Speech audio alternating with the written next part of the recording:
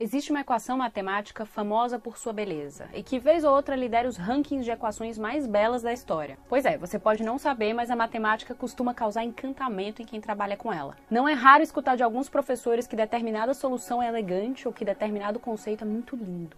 Essa equação já foi comparada à Mona Lisa de Leonardo da Vinci, ao Davi de Michelangelo e a um soneto de Shakespeare que captura a mesmíssima essência do amor. Anos atrás, um estudo analisou a atividade cerebral de um grupo de matemáticos e descobriu que a área do cérebro dedicada às emoções era ativada quando eles viam essa equação.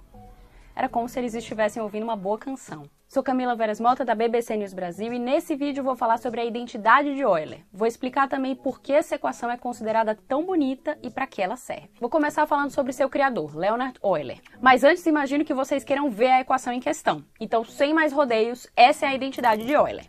Enquanto os cérebros de alguns de vocês talvez já tenham desencadeado emoções, outros podem estar se perguntando: o que representa esse E elevado a I multiplicado pela constante π?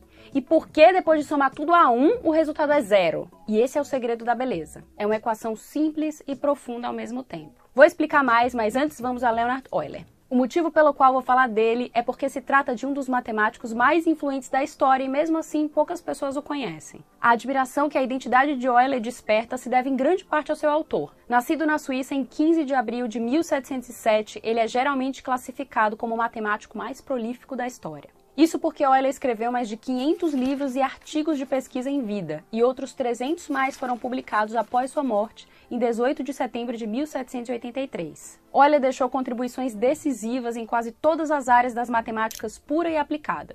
Na física, porque sim, ele também era físico, e ainda em avanços tecnológicos ligados a essas duas ciências. E como se isso fosse pouco, ele criou grande parte de sua obra depois de ficar cego. Mas bem, também devemos a ele outros símbolos usados o tempo todo na matemática, como a notação de funções e de somatório, as quais os estudantes geralmente são apresentados durante o ensino médio.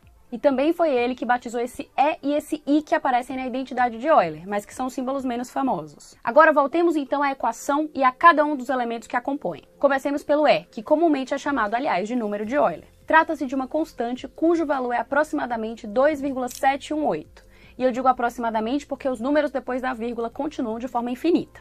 Esse número fica no centro das funções exponenciais, de qualquer sistema com crescimento ou diminuição exponencial e contínuo, que pode ser desde uma população ou uma taxa de juros. O i, por sua vez, é a raiz quadrada de -1, que faz parte dos chamados números imaginários. Já ouviu falar dele? Entre os números que realmente usamos, os reais, não existe um número que, multiplicado por ele mesmo, dê -1 como resultado. Mas um dia, de forma bem simplificada, os matemáticos decidiram fingir que ele existia e descobriram que muitos problemas da vida real poderiam ser resolvidos graças a essa unidade imaginária. Agora passemos ao π, a essência da circularidade. O π é o resultado da divisão do perímetro de uma circunferência por seu diâmetro, o que equivale a aproximadamente 3,14159.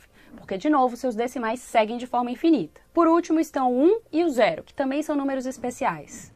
O número 1 é o primeiro dos números naturais, os números de contar, a base de toda a ciência e do comércio. E o 0, embora tenha travado uma dura batalha para ganhar seu lugar nas matemáticas, também temos um vídeo sobre isso, depois confere lá, acabou demonstrando que representar nada não é o mesmo que ser nada. Partindo então para as razões concretas de sua beleza, essa equação inclui 5 números que são usados todo o tempo em campos distintos da matemática e que surgiram em diferentes momentos e com diferentes fins. Além disso, tem 3 operações básicas, a soma, a multiplicação e a potencialização, e introduz a noção de igualdade. E no que talvez seja o mais surpreendente, todos esses elementos convivem em uma só equação, que é curta e fácil de lembrar.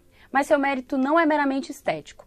A identidade de Euler tem aplicações práticas em áreas como a física e a engenharia, mais especificamente na física quântica e no processamento de sinais e imagens. Um exemplo, existe uma versão mais completa ou geral da equação que é usada para modelar a corrente alternada, chave para desenvolver praticamente todos os dispositivos eletrônicos ao nosso redor. Tá vendo como a matemática é bonita?